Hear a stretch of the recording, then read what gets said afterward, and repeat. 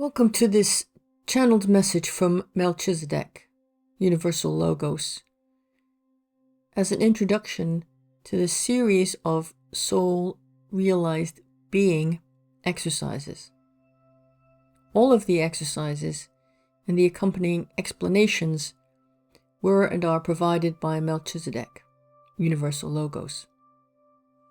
What, one may ask, does it mean to radiate and be a soul-realized being?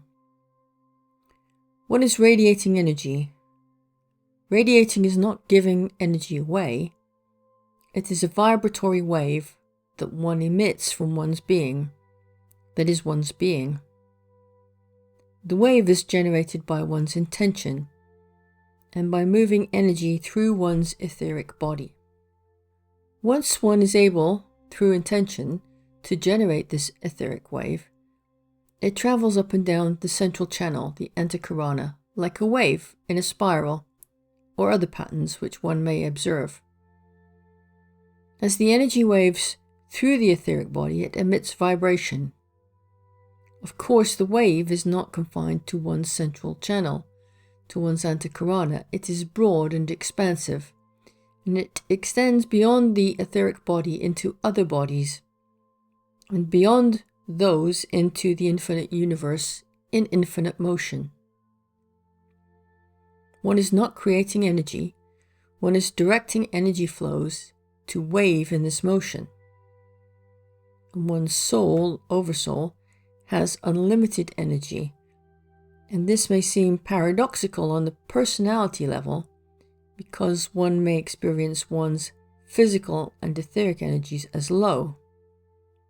So we have a situation where when the soul is fully embodied in the physical body, there may be an experience of low energy. But this is not really what is going on.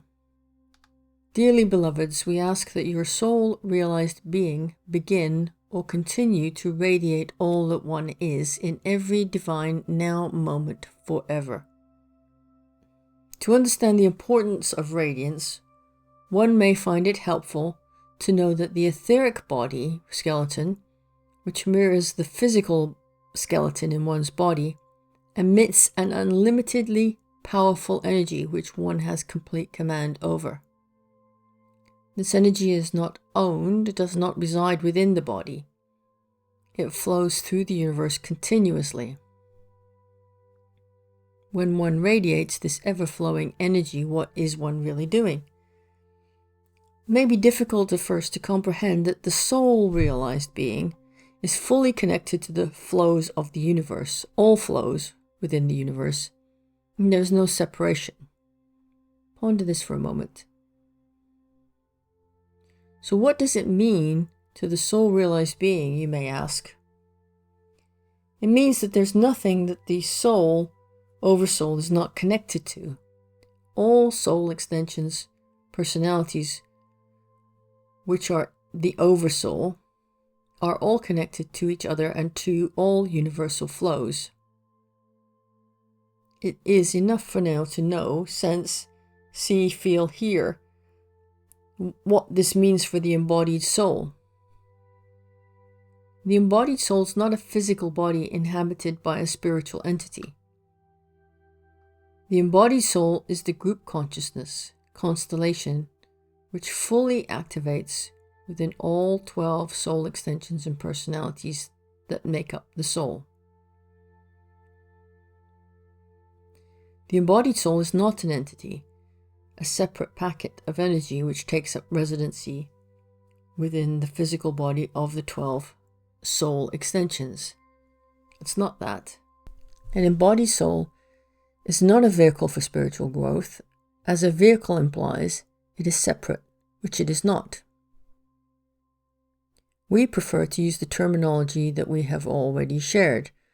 The soul-realized being is a human being who has achieved spiritual realization to the level of realizing that it is, and always has been, a soul. A soul then is not something we seek to connect with, as we've always been connected. the soul is not something we reach for. It is already us. One realizes that this is so, and we wish to refer to realizations as the stepping stones to continued evolving spiritualization of the physical body, or embodiment. One is radiating all that one is as one realizes it in the divine now moment. And yes, this realization will change from moment to moment, day to day. Release any attachment to wishing to remain in any realized state, for this is limitation. Instead, allow the realizations to wash over one like waves in the ocean. Realizations will then come as the divine decrees, as is aligned with divine will. There is no greater block to radiance than adherence or preference to a set state of being. To this point, we have stated that preferences are likely to be present in one's awareness. Now we highlight that preferences are attachments, and the progress towards the merge with monadic consciousness, the step that comes after the soul merge, involves the elimination of all attachments, be they ways of thinking, patterns of behavior, or desires of any kind that are not aligned with divine will. We encourage one to release all preferences and to approach this with conscious consideration. Within each preference there will be limitations, perhaps fears, perhaps doubts and confusion, and often misunderstandings or misinterpretations. All such misalignments with divine will constitute limitations. Radiating all that one is a way to eliminate any misalignments. The very process of radiating is naturally aligning, because the all that one is already is all, aligned, balanced, and harmonized. It is so that the radiating action is more complex than we have shared here, and there is more to share about the connection between the radiating action and the nurturing process. For now, we encourage one to practice being in radiance, with radiance, as radiance, in recognition of radiance, in every divine now moment, as this will provide ease and gracefulness of flow, which at this time will serve all. Melchizedek goes on to share information about the chamber of resonance. In this now, we ask that this important etheric structure within the head be referred to as the chamber of resonance, because it does not belong to any one being, and because it is time to disconnect its other names from previous understanding. The diagram being shows the location of the chamber of resonance, and you may believe it to be inside the brain, but it is not. Its location is in the etheric body, which precisely and exactly mirrors one's physical body. All stories or information stating that the etheric body dissolves when one becomes aware or enlightened are false. If the soul or monad maintains a physical body, it also maintains an etheric body. The chamber of resonance is, at one's present level of understanding and development, a distributor and receiver of resonance, where one may both absorb vibration and transmit vibration.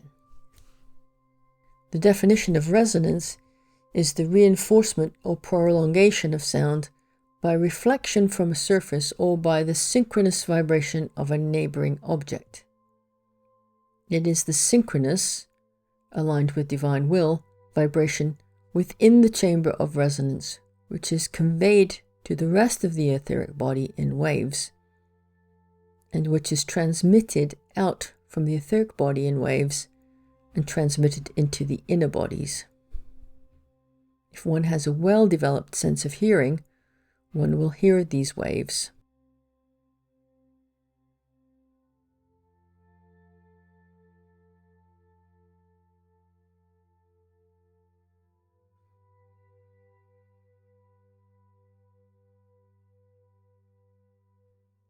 One is Melchizedek. Peace upon all beloveds.